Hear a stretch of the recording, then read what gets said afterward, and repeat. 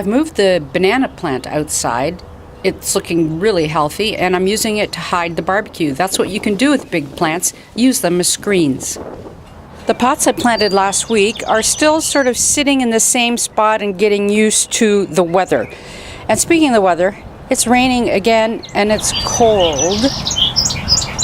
Well, the wet weather has been beneficial to some plants. Look at the Canada ginger. It's really thick, lush, spreading nicely. A good ground cover that's native. The basket of gold I wrote about in my column that people use in rock gardens. I have a bit of it in my garden.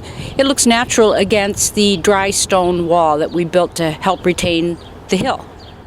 The lily of the valley must have loved the winter and this cool, wet spring. It is really spreading voraciously. I guess I like it.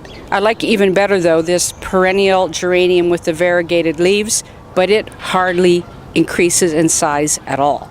And speaking of competition and invasion, look at all the seedlings from the alternate leaf dogwood, a native tree that's very pretty, useful, good for birds. But keep in mind, some of these plants like to spread everywhere, and this is one of them. But they're pretty easy to pull up at this stage, pot them up, and give them away. And this is my wide view from the bottom of my hill. Looking up, I'm sitting in the pergola. There's a roof over my head, which is good because it's raining. And you can sort of survey the garden in early spring.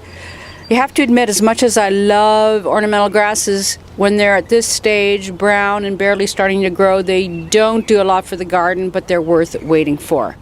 Anyway, that's the spring update. Every week brings something new and beautiful. I'm Kathy Renwald for thespec.com.